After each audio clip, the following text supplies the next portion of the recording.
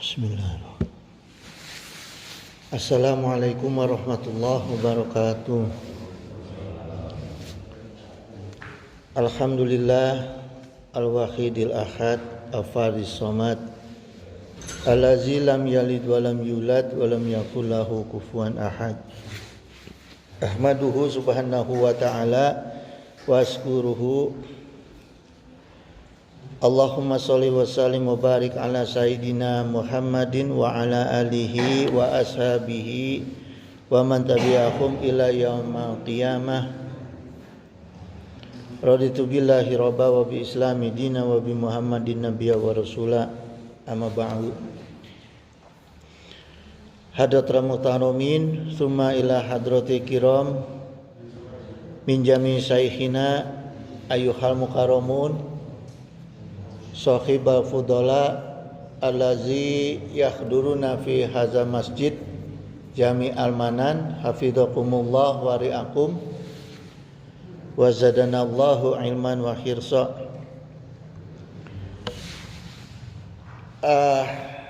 Ayyuhal ikhwan, insyaallah dina kesempatan ayeuna urang kupas perkawis fakta fitnah akhir zaman, ya.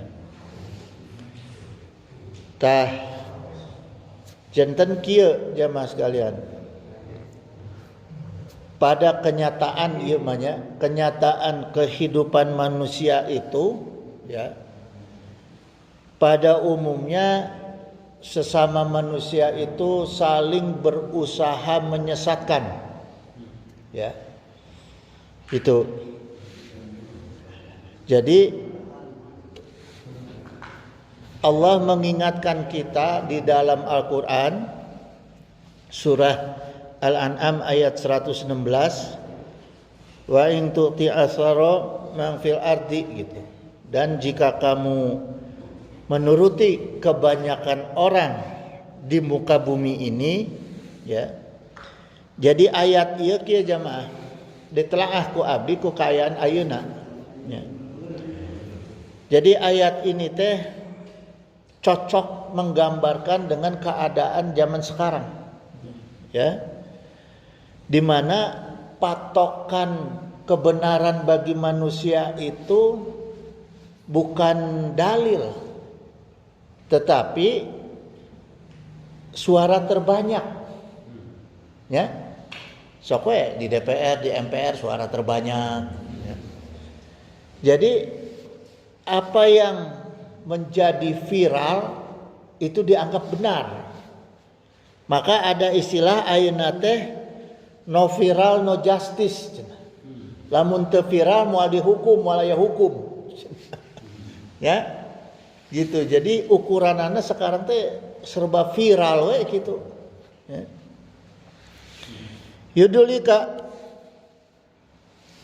Yudiluka ansabilillah, gitu. Nah, Allah ingatkan bahwa yang berita yang viral-viral itu juga harus hati-hati kita, gitu. Karena Allah ingatkan mereka itu akan menyesatkan, ya. Jadi jangan segampang menerima berita, gitu, ya. Berita yang diomongin di tengah masyarakat hati-hati itu, gitu. Allah ingatkan bisi mereka itu sebenarnya inginnya menyesatkan, gitu, ya. Yattabi'una illa dzana, gitu. Jadi mereka itu hanyalah mengikuti prasangkanya saja, gitu, ya. Jadi banyaknya berita-berita viral itu Allah mengingatkan bahwa banyak orang mengemas berita-berita viral itu hanya dengan mengutamakan logika dan otak, ya.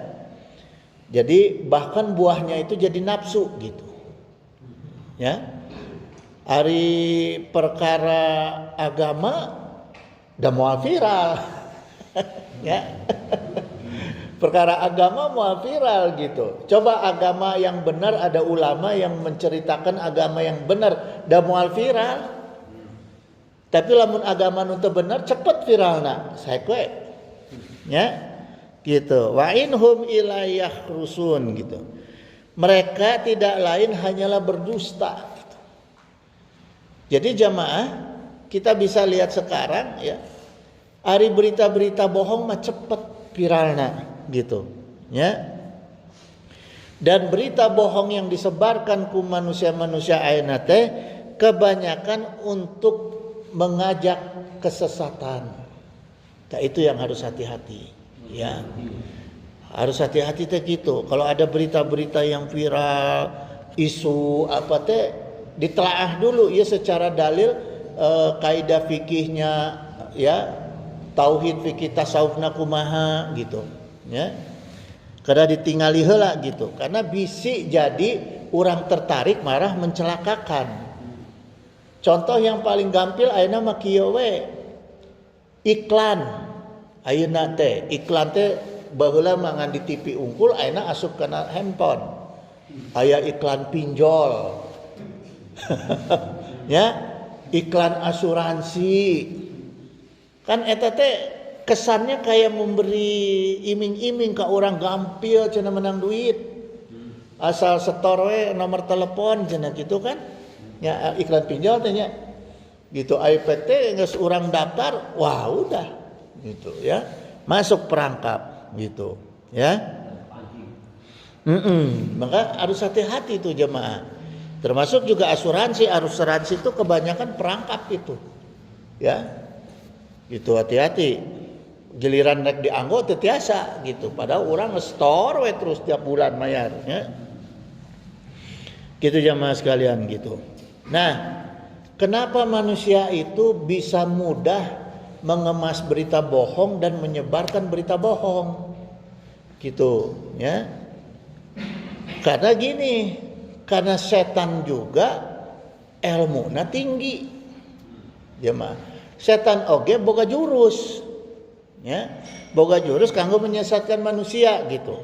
Lamun jamina ulama, setana ulama deui. Lamun jamina pengusaha, setana pengusaha deui, diimbangi we terus ku setan teh. Kiai deui gitu kan. Maka kita harus paham di antara jurus-jurusna setan eta kahiji aya nu disebut tazin ya. Tazin itu naon istilahnya kamuflase teh naon ya. Jadi dikemas ya, berita-berita yang dikemas ya, dikamuflase amal-amal orang itu jadi seolah-olah baik.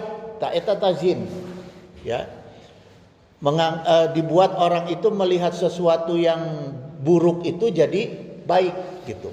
Ditipu mata jalmi teh ya, pikiran jalmi teh. Tazyin ini berkaitan dengan sifat talbis, menipu. Jadi setan itu selalu menipu pikiran manusia. Ah iya mah asa bener ya gitu ya. Nah itu kerjaan setan dah gitu. Jadi setan meyakinkan larangan itu sebenarnya boleh gitu. Nah itu disebut talbisnya. Anu katilu teh taswif. Jadi setan itu menghasut jaminya supaya menunda tobat. Manusia rek tobat teh dihasut ku setan teh. Karena pikiran jami, karena hati jami supaya angkewe tobatnya gitu. Ya, da umur aya keneh misalnya gitu kan. Da eta teh strategi setan namina teh taswif ya. Anu kaopat adalah tahwin. Nyata meremehkan perkara dosa-dosa kecil. Tak eta oge siasat setan eta. Hati-hati ya. Anu kalima, setan itu selalu berusaha membuat manusia itu tidak berada di jalan lurus. Ya, selalu keluar dari aturan agama. Ya. Aya sifat setan itu, jurus setan itu atayis gitu. Ya, atayis itu jurus setan untuk membuat manusia itu putus asa. Putus asa we di tobat jadi putus asa, tobat ge percuma mubajir tasok kitu. Ya. Eta teh jurus setan dah. Terus setan oge osok ngiringan ikut campur dina perkara marah manusia, nafsu amarah. Jadi manusia keur marah teh dokap setan teh langsung dikomporin ya, dikomporin ditambah supaya tambah marah gitu. Jadi kalau ada orang yang suka ngomporin orang yang sedang marah, tak eta teh setan tah ya. Kemudian setan teh aya jurus setan teh membuat manusia itu teh jadi punya hayalan tinggi, menghayal we hayang bisa ieu, hayang boga ieu gitu nya, eta setan tah ya. Gitu jamaah. Bahkan setan oge kieu, setan juga bisa membuat perkara amal-amal buruk teh jadi katinggalina teh bagus. Ya. Amal baik eta katinggalina teh bagus, eta juga pekerjaan setan gitu. Ya. Jadi hati-hati jamaah karena strategi setan itu. Matakna Allah mengingatkan dina Al-A'raf ayat 17 ya. Tsumma la'atiyannahum min baini aidihim, kemudian cek setan teh nya sumpah setan teh ka Allah, saya akan mendatangi Bani Adam, saur setan teh nya, wa min khafihim wa an aimanihim wa an sama'ilihim gitu. Dari belakang, dari kanan, dari kiri, wala tajidu aktsarahum syakirin gitu. Jadi dibuat Bani Adam teh ku setan teh supaya tidak bersyukur kepada Allah Subhanahu wa taala gitu ya. Jadi kita harus sadar jamaah, setan teh memang udah punya strategi gitu ya. Udah punya jurus untuk ngancurkeun jami gitu. Mata saur Imam Ghazali teh nya, setan itu seperti anjing. Saur Imam Ghazali teh. Jadi makanan kesukaan setan itu ya, yang diperebutkeun ku anjing teh naon, daging misalnya atau singa daging. Ari setan mah mabokna teh ku makanan-makanan anu dipikaresepna teh hati yang kotor. Gitu. Tah makanan setan. Ya. Jadi lamun setan ningali di jalmi itu hatina keur kotor, wah itu makanan cek setan. Waduh, aya makanan lezat ieu. Jalmi nu hatena kotor. Langsung dikeroyok ku setan. Gitunya lamun urang ngalungkeun daging ke tengah-tengah kumpulan anjing, parebut langsung. Tah setan ge kitu. Ya. Lamun hate jalma keur kotor teh langsung diserbu ku setan teh nya, dikeroyok ku setan gitu. Dan ingat, setan itu tidak akan pernah lari ku bacaan-bacaan ta'awuz moal. Jangan kita merasa ku ta'awuz jurid dia lumpat. Henteu, hati-hatinya gitu. Ku hauqalah moal lumpat setan teh gitu. Jadi gimana supaya menjaga diri kita jangan dikeroyok ku setan? Jaga hati. Jaga hati jangan sampai kotor gitu ya. Nah, mata Allah ingatkan, innahu laisa lahu sultanun allazina amanu gitu. Sungguh setan itu ya tidak ada kuasa atas orang-orang yang beriman. Jadi lamun ku iman makan hati jami teh jadi bersih. Lamun hati jami bersih ku iman, mata setan teh enggak punya kuasa apa-apa, enggak bisa mendekat jemaah. Gitu. Enggak bisa mendekat kepada diri kita ya. Wa 'ala rabbihim yatawakkalun, dan bertakwalah kepada Allah gitu. Jadi ketika kita sudah takwa, meningkatkan takwa, maka insya Allah setan teh mau tiasa ngadekat ke orang gitu ya. Nah, apa contoh hati yang kotor? Sekarang saya ingin terangkan hati yang kotor itu, salah satu contohnya yaitu fasadun niyah. Apa fasadun niyah? Rusaknya niat, fasad ya. Kalau orang sudah rusak niatnya, maka itu hatinya jadi mengundang banyak datangnya setan. Ya, gitu. Misalnya gini jemaah, kalau orang yang hatinya sudah rusak, niatnya sudah rusak, eta teh jadi lantip, jadi gampang diganggu, digoda ku setan. Paling gampang setan itu menggoda orang yang niatnya rusak itu pertama bajunya, pakaiannya dibikin pakaian takwa. Mulutnya dibikin mulutnya ucapannya ucapan takwa. Ya. Gitu. Padahal hatinya sedang bermaksiat. Nah, itu hati-hati tuh. Ya. Jadi nggak jadi patokan pakaian misalnya kayak saya gini pakai sorban, pakai kopiah, pakai gamis ya. Ini takwa seolah-olah belum tentu jemaah. Saya ngomong di sini menceritakan hadis Quran seolah-olah takwa belum tentu. Ketika hatinya sedang maksiat, ada aja harapan hatinya. Hayang dunia tina kalimat-kalimat agama. Tak eta menjadi maksiat. Datang setan. Dikemas diri kita. Jadi semakin kita didorong untuk mempercantik diri.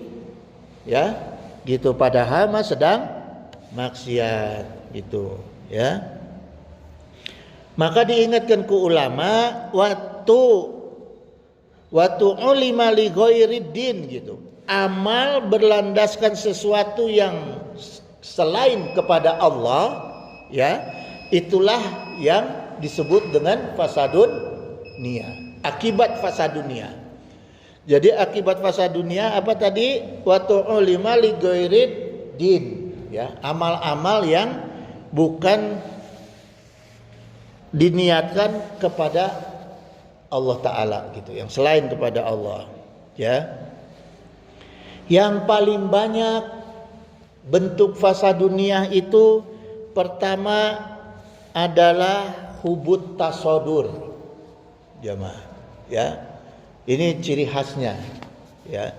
Hubut tasodur itu orang yang senang tampil, ya.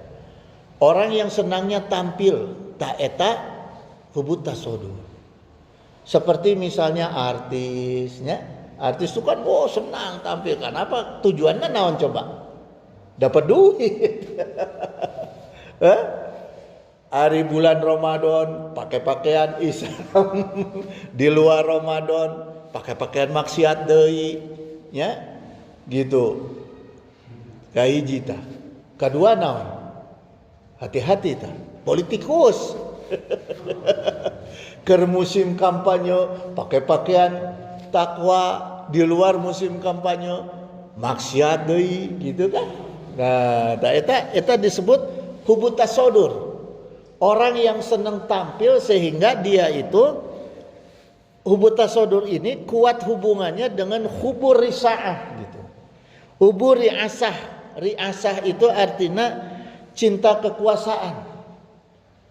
Jadi hoyong-hoyong disanjung, hoyong di ieu we gitu, ya. Itu. Maka ulama Ibrahim bin Adam mengingatkan masodaqallaha abdun abas sukhratun gitu. Tidak akan pernah jujur kepada Allah. Nih diingatkan ke ulama, ya. Tidak akan pernah tidak sodaqallaha, tidak akan pernah jujur kepada Allah Subhanahu wa taala abdun seorang hamba ahabbas sukhratun gitu, ya. Seorang hamba yang menyukai ketenaran. Loh. Jadi gitu jemaah. Kalau ada orang yang sudah pengennya dikenal, itu berarti dia tidak jujur kepada Allah, kepada dirinya. Tujuannya pasti riya gitu, ya. Senang kasohor, senang dipanggil dengan gelar-gelar jabatan, kiai segala macam. Ya, ustadz segala macam gitu. Artinya dia sedang membohongi Allah Subhanahu wa taala dan membohongi dirinya sendiri, ya. Itu disebut hubut tasadur, ya. Hubut tasadur ini tidak lepas dari fasadun niyah yang sifatnya tasawmu majalis. Apa tasawmu majalis? Maunya menguasai semua majelis. Ya. Kalau dalam jabatan itu pengennya punya jabatan rangkap-rangkap. Jabatan menteri, hayang jabatan ketua organisasi, macam-macam Untuk cukup hiji jabatan. Ya. Sudah punya majelis satu, pengennya di majelis lain juga tampil gitu. Jadi menguasai semua majelis, pokoknya di setiap majelis harus dia yang muncul. Nah, itu disebut tasamu majalis gitu, ya. Nah, tasamu majalis ini hubungannya dengan nafsu hayang jadi tokoh tadi. Ya. Setelah jadi tokoh pengen jadi yang ketua organisasi misalnya. Setelah jadi tokoh ketua organisasi pengen dihormat. Ujung-ujung nata. Ya, fasa dunianya. Setelah dihormat, ujung-ujungnya gampang jadi caleg. Gampang jadi caleg, ujung-ujungnya gampang cari uang. Da ujung nama kaditu deui. Kadinya dinya keneh gitu, ya. Gitu. Jadi orang yang tasawuf majalis ini, jamaah sekalian, ini berbahaya. Kenapa berbahaya? Karena menghilangkan keseimbangan di tengah-tengah masyarakat. Ya, gitu. Karena sesungguhnya jamaah, ya, Islam itu punya prinsip demokrasi. Jadi kalau orang yang suka tasawuf majalis ini, demokrasi akan rusak demokrasi Islam. Apa prinsip demokrasi Islam itu? Ada 3 jemaah. Pertama amanah, kedua adil, katilu musyawarah. Ari jami nu hayang menguasai segala majelis, aliman musyawarah. Dah hoyong jadi sentral we.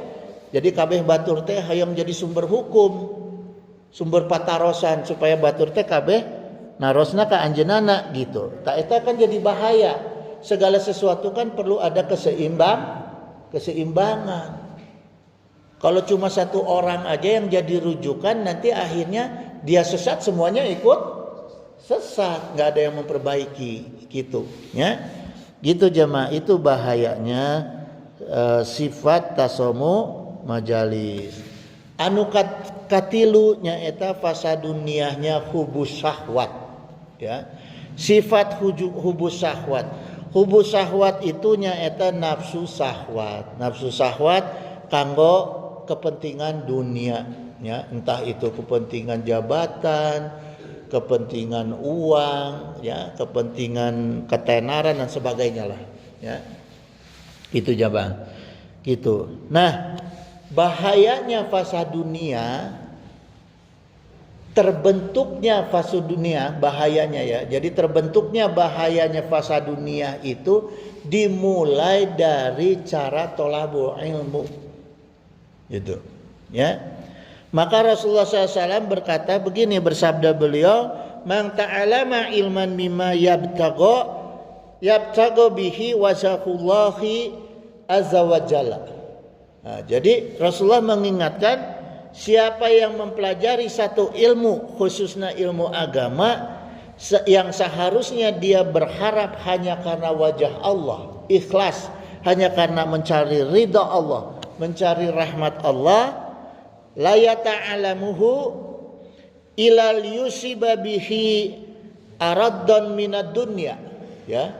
Tapi dia itu mempelajarinya hanya untuk mencari harta dunia, lam yajid arfal jannati yauma qiyamah, maka dia tidak akan bisa mendapatkan wangi surga di akhirat kelak.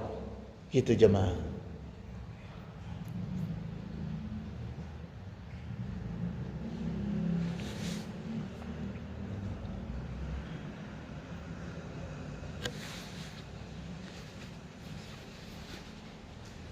Oke, aya nu tepat.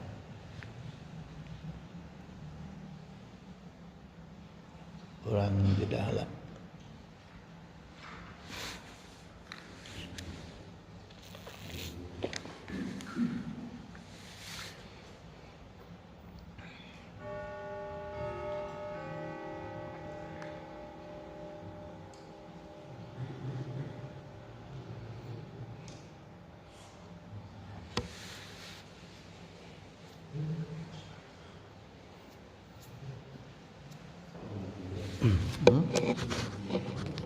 No. Oh. Oh gitu.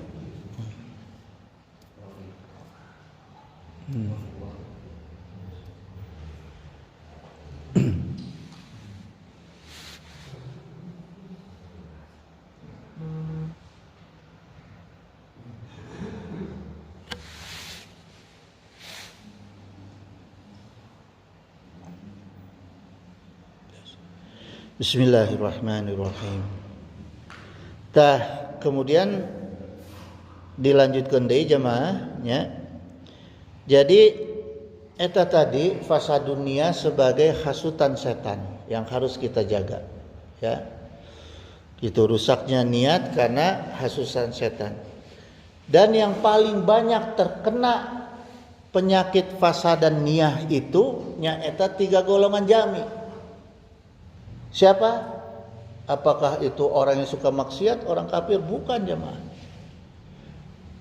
Orang yang paling mudah terkena penyakit fasadan niyah itu kahiji ulama, kedua mujahidin, katilu hartawan dermawan. Ya, hati-hati tah. Kenapa 3 golongan ini menjadi orang yang mudah terkena penyawat fasadan niyah? Karena 3 golongan ini diingatkan ku Rasulullah SAW, inna rajula la ya'malu amalal jannati fima yabdu linnasi. Ya. Sungguh orang-orang yang benar-benar melakukan amalan surga karena pengen dilihat oleh manusia, takwana hoyong katingali ku jami nya, wa huwa min ahlin nar.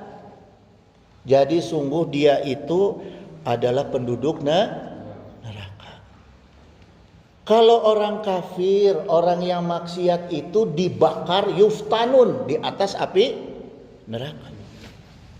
Kalau 3 golongan tadi ulama mujahid sama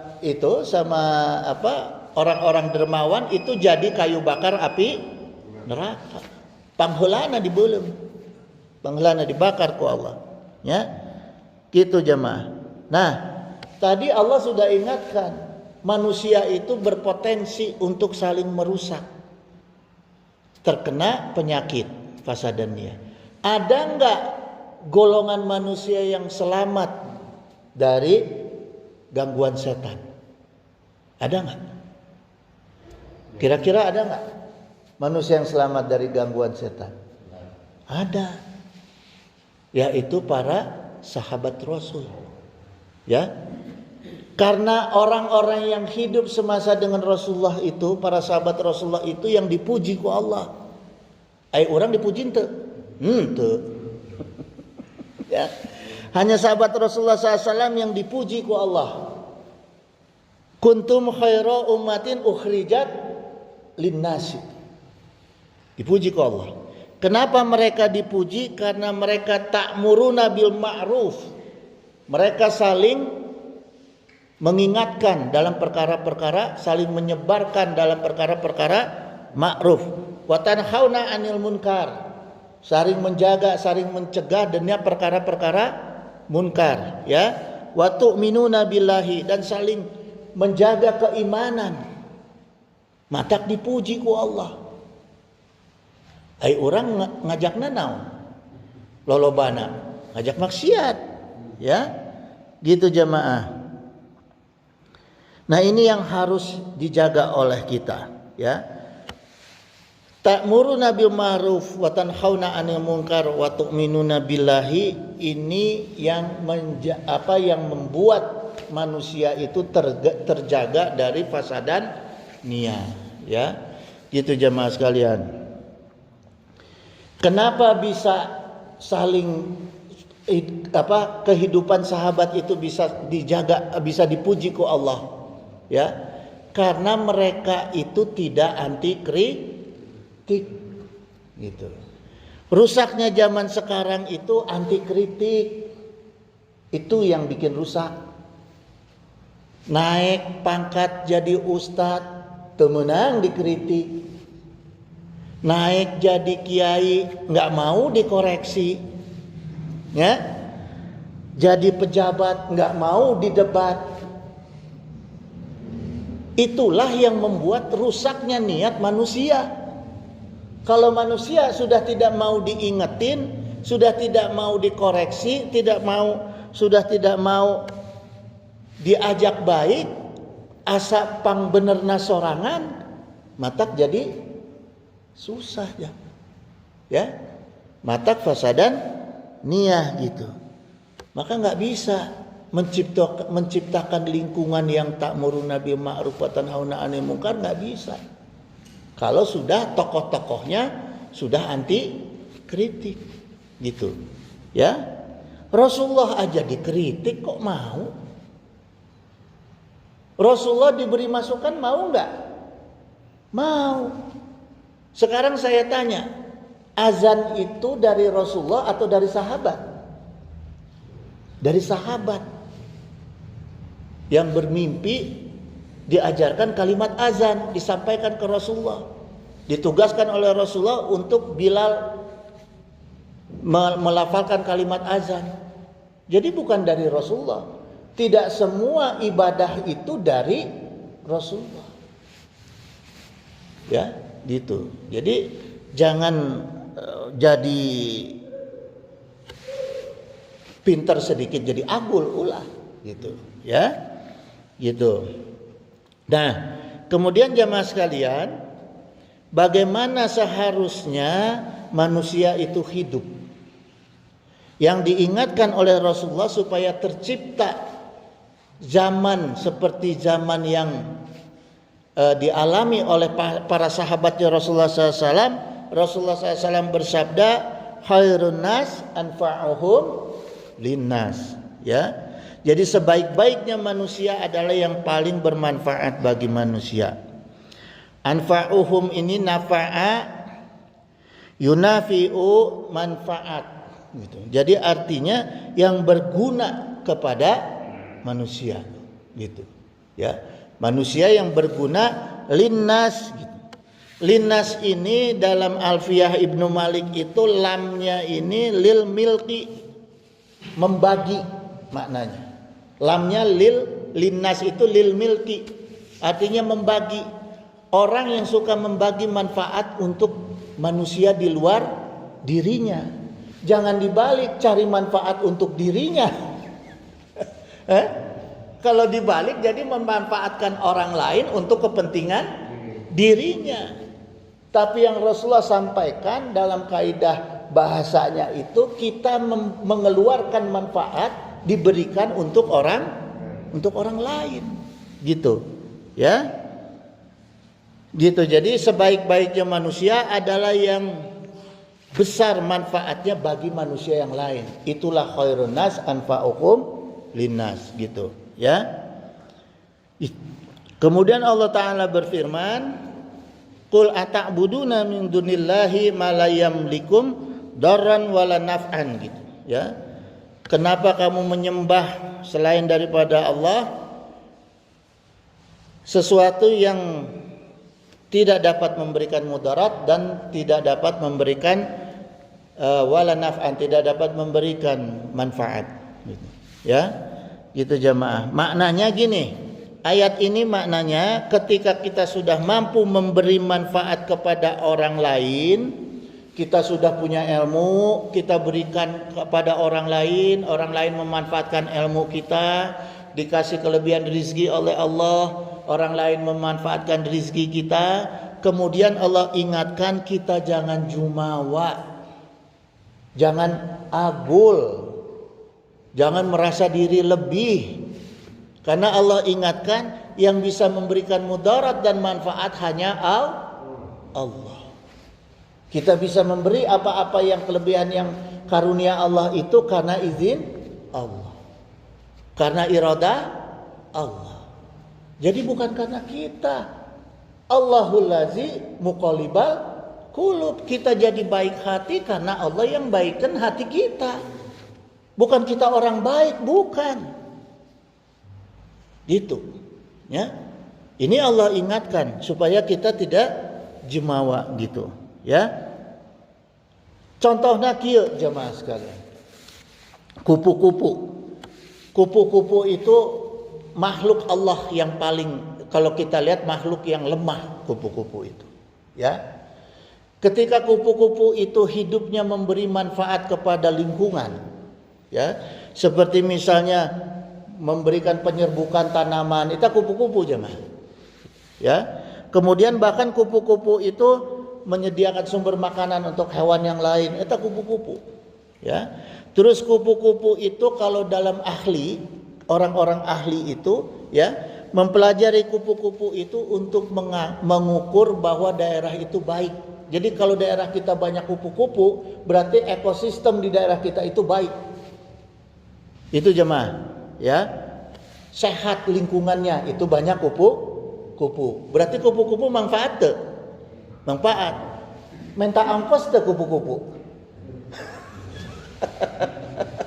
Kupu-kupu memberikan manfaat kepada lingkungan, kepada bumi. Pernah nggak minta uang? Nggak pernah. Masa kita bisa memberi manfaat mau minta uang, malu nggak sama kupu-kupu? Hah? Coba ngaca sama kupu-kupu. Gitu, ya. Gitu jemaah. Nah, kemudian gini jemaah sekalian, kita sampai jam berapa? 10 menit lagi, ya. Sekarang gini jemaah. Saya ingin mengajak kita mengintrospeksi diri kita. Ya. Ada perkataan ulama tasawuf ya, yang bisa menjadi petunjuk untuk kita selalu introspeksi, untuk kita selalu bertafakur, ya. Ada ulama tasawuf mengatakan begini, abnaul waqti ibnu waqti bintul waqti. Apa artinya? Abnaul itu maksudnya apa? Anak laki-laki yang banyak. Anak laki-laki yang banyak waktu. Jadi artinya waktu itu punya banyak anak laki-laki, ya. Ada ibnul waqti. Waktu itu punya anak laki-laki. Ya, bintul waqti. Waktu itu punya anak perempuan. Jadi ulama tasawuf ini menganalogikan, ya, mensepertikan, memisalkan waktu itu mempunyai keturunan. Ya. Gitu. Apa makna ibnu? Bismillah. Makna ibnu itu wa huwa sai'i yatawalladu an sai'i. Itu makna ibnu, ya. Sesuatu yang dilahirkan dari sesuatu. Jadi maknanya kalimat tasawuf ini jemaah, setiap waktu kita itu melahirkan sesuatu. Waktu yang kita lalui, waktu yang kita alami itu akan melahirkan sesuatu. Kalau akhlak kita baik, amal kita baik, maka waktu kita itu akan melahirkan perkara yang baik untuk kita. Ya, bisa juga baik untuk lingkungan. Itu maknanya jemaah. Jadi kita harus ingat, setiap waktu kita itu akan melahirkan sebab dari akibat. Itu yang dimana kita harus hati-hati dalam menelaah waktu kita gitu, jemaah, ya. Maka maknanya, mutolaahnya, ya, isilah waktu kita itu dengan ibadah yang sesuai dengan waktunya dan tepat waktu. Jangan sampai ibadah itu dinanti-nanti, geus datang waktuna langsung ibadah. Datang azan langsung sholat, ulah engke. Nah, bisi kaburu maut, bisi beak waktuna. Ya, gitu jemaah. Nah, maka Allah Ta'ala berfirman dalam Asy-Syura ayat 20, "Man kana yuridu harsal akhirati nazid lahu fi harsih," gitu, ya. Siapa yang menghendaki keuntungan di akhirat akan kami tambah keuntungannya bagi dia. Nah, jadi bagaimana kita bisa mengelola waktu? Caranya cari keuntungan di akhirat.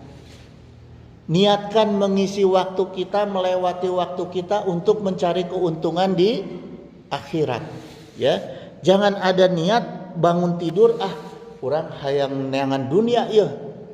Poe ieu kudu menang duit sakieu ulah. Bangun tidur langsung bismillah, niatnya untuk mencari keridhaan Allah, kenikmatan akhirat. Maka Allah jamin dunia kita dapat. Ya.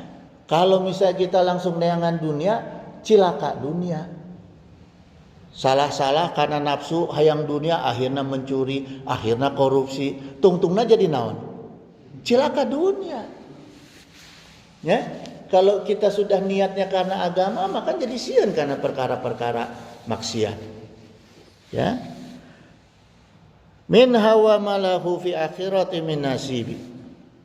Jadi dan tidak ada baginya satu bahagia pun di akhirat.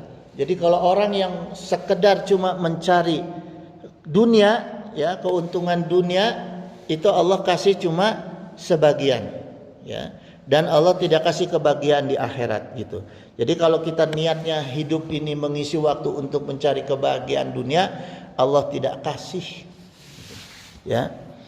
Gitu jemaah. Jadi cilaka tuh kita di neraka, kita di akhirat nanti, nauzubillah summa nauzubillah, ya. Kemudian jemaah sekalian, ayeuna teu sabaraha ieu? Hah? Tersebutnya, tersebut-dalapannya. Tadina saya mengupas perkara al-as yang terkait dengan waktu nih. Jadi gini jemaah, sedikit nih ya, 5 menit lagi nih. Allah Ta'ala berfirman wal asri itu adalah demi masa, ya. Waunya itu wau qasam. Huruf qasam teh aya 3. Naon wae aya 3 huruf qasam? Ba, ta, wau. Ya. Ba, ta, wau eta huruf qasam. Kumaha ba, ta, wau eta bisa disebut huruf qasam kalau di depan huruf itu ada kalimat keterangan waktu. Jadi qasam, jadi sumpah gitu. Ya, misalnya wasyamsi, wau ada syamsi, jadi sumpah demi matahari, gitu. Ya, wadduha, wadduha itu jadi sumpah demi waktu duha, gitu. Jadi qasam itu ada tadi ayat seberapa? 3, ya, wau, ba, ta, gitu. Ya. Tah, Allah bersumpah dengan apa? Allah bersumpah dengan kalimat asr. Asr itu maknanya ada al-umru, ada al-waktu, ada al-ajal. Ya, itu asr. Jadi bisa usia, umur, bisa jam, menit, detik, bisa juga ajal, batas akhir hidup kita gitu. Ya. Jadi gini jamaah, Allah itu bersumpah atas nama sesuatu yang kita paling takuti hilang dari diri kita. Kita takut nggak kehilangan waktu? Ayeuna orang ditanya ya, serahkan semua harta kamu sekalian, tapi kamu saya nggak bunuh, bakal diserahkan moal? Diserahkan, dah sieun maut. Ya. Sieun maut matak diserahkan. Jadi Allah bersumpah dengan sesuatu yang paling kita takuti, yaitu waktu, ya. Terus jawabul qasamnya innal insana lafi khusrin gitu. Jadi innanya ini taukid sungguh. La-nya 1 harakat, fi 2 harakat, la-nya la taukid.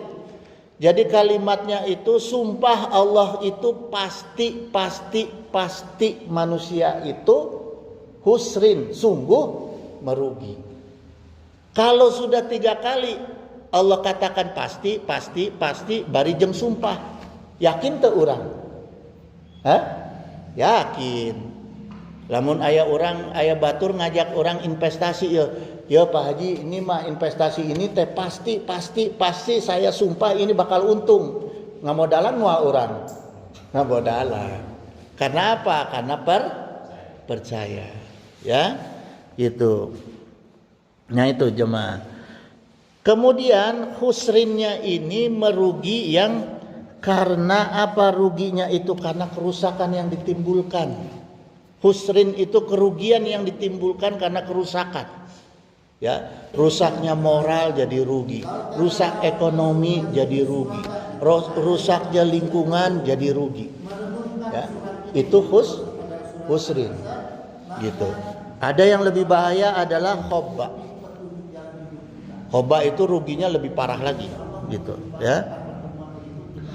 Gitu jemaah. Kemudian